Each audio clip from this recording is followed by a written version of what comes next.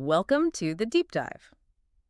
Okay, you've brought us some really specialized intelligence today.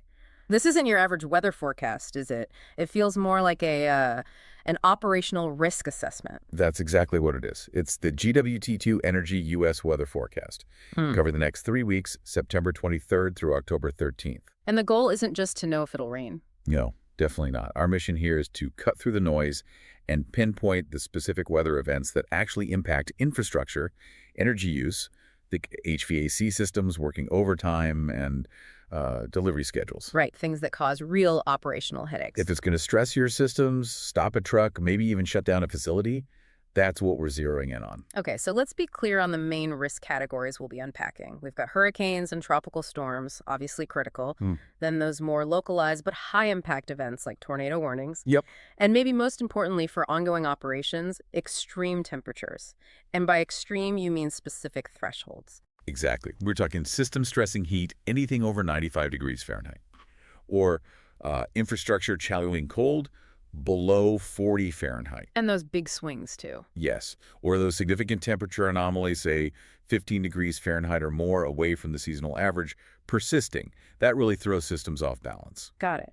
And the structure here is key, right? Looking at it in stages. Absolutely. The value is the lead time. We break it down into 7, 14, and 21 days. That's the window decision makers need. It lets them shift from just reacting To actually being proactive, adjusting maintenance, rerouting freight, maybe pre-staging crews. It's about building resilience ahead of the storm, so to speak.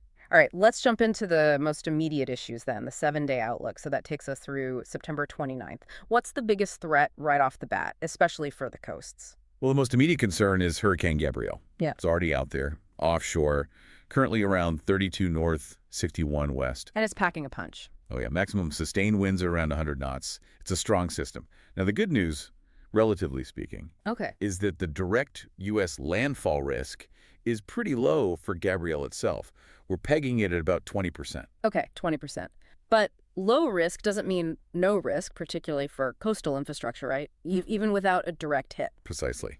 Yeah. Even well offshore, Gabrielle's influence will be felt. The entire East Coast, but especially cities like Miami down in the southeast, should expect impacts. What kind of impacts?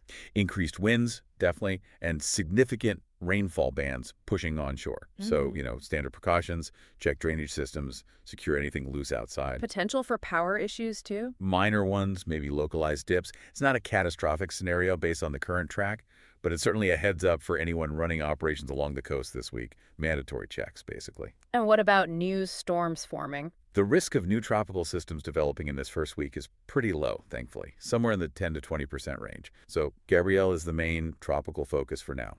Okay, a small bit of breathing room there on new formations. But the threats aren't just coastal. What about inland? Are we seeing immediate risks like tornadoes popping up? Yes, there's a specific area to watch.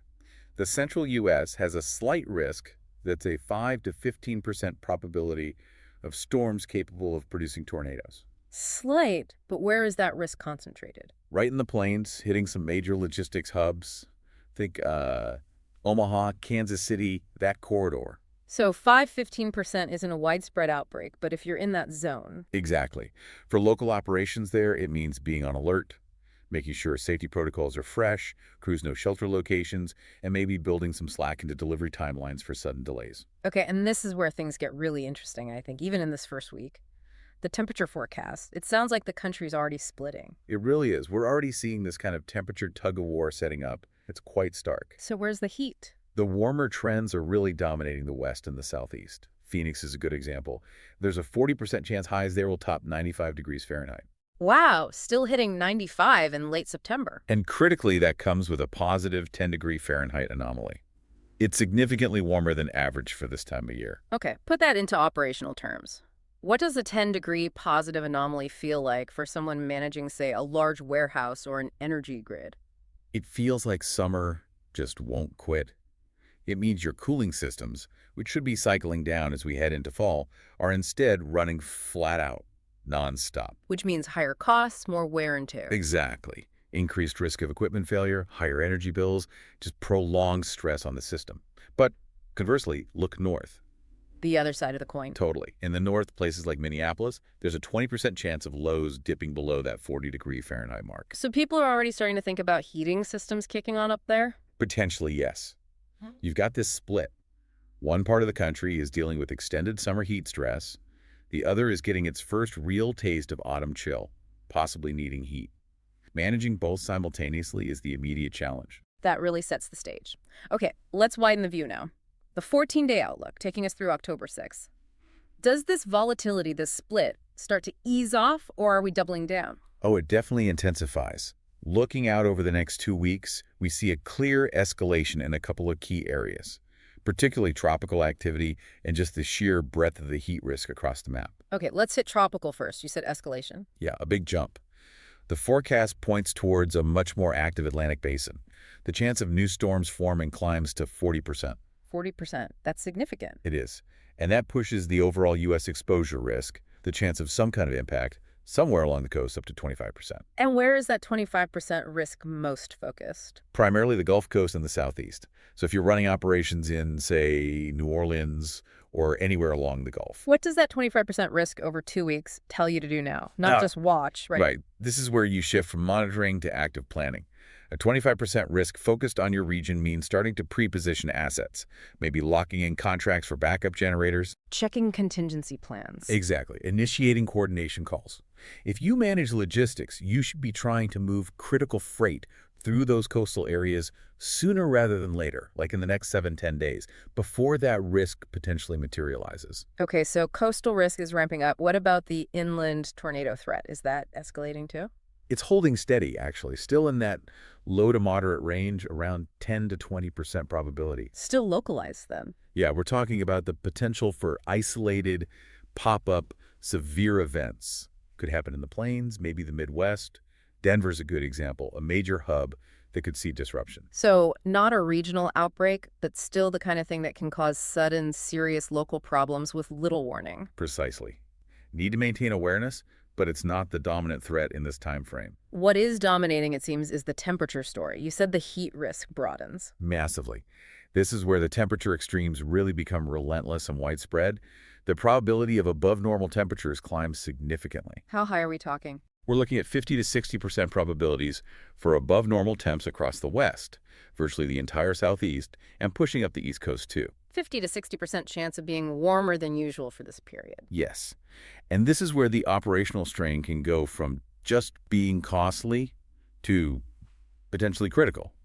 Let's take Atlanta as a case study here. Okay. Atlanta faces a high likelihood, a really strong chance of temperatures soaring above 95 degrees again. But crucially, look at the anomaly. How far above normal? We could be seeing anomalies up to positive 15 degrees Fahrenheit in Atlanta during this period. 15 degrees above normal in early October. Wow. That sounds like, well, like systems could start breaking down. That's the risk. Cooling systems are operating so far outside their expected range for this time of year, it dramatically increases the odds of unplanned maintenance, sudden failures, maybe even localized brownouts if the grid gets too stressed. So maintenance crews are working flat out on cooling in mid-October. Yes, completely skewing resource planning and budgets. But remember the tug-of-war. Ah, yes, while the South is sweltering. The North is getting even colder. The risk is intensifying there, too. How much colder? The chance of lows dropping below 40 degrees Fahrenheit in the North jumps up to 30% in this 14-day window. Think Chicago. They're facing potentially significant early cold stress. That's a nightmare for national operations managers. It really is. Yeah. You've got one team scrambling to keep cooling towers running in Atlanta. Another team may be rushing to winterize pipes or fire up boilers in Chicago, all pulling from the same resources, the same budget at the same time. Extreme heat and early cold simultaneously. Okay, let's pull back for the widest view. The full 21-day synthesis running all the way through October 13th. Looking at the whole period, what's the single biggest trend that solidifies? Well, two things really stand out. First, the tropical threat doesn't just fade away after week 2, it remains elevated. Still active. Very active. The forecast suggests a 50% chance of some kind of tropical impact along the eastern Gulf coasts. Places like Charleston are definitely still in the potential path. 50% over 3 weeks. That's high for mid-October. It is. Operationally, it means you might need to keep hurricane preparedness plans active much later into the season than usual. That has real budget and scheduling consequences. Interesting. So the hurricane risk stays high, maybe even peaks, but you mentioned the tornado risk actually drops slightly, Yeah. back to 10–15% scattered. That's right. It seems counterintuitive, but it's a fairly typical late-season pattern. How so? Often the large-scale weather systems that fuel strong tropical activity tend to suppress the type of atmospheric conditions needed for widespread, deep inland thunderstorm development, the kind that spawns tornadoes. So the big coastal storms sort of squash the inland threat. In a manner of speaking, yes. The focus really shifts. Extreme coastal risk from tropics, but a slight de-escalation of the tornado threat further inland. It means priorities shift completely to managing coastal access, power, and related logistics. Okay, tropical risk stays high, inland severe risk eases slightly. What about the big temperature picture over the full 3 weeks, if you had to give one takeaway for managers? The dominant story is warmth. That's the persistent macro trend. Nationwide, there's a 60 to 70% likelihood that temperatures will stay above normal for this entire 3-week stretch. 60–70%, that's a strong signal. It's very strong. And it's widespread. Huh? Even major northern cities, places that should be cooling down significantly, like New York City, Yeah.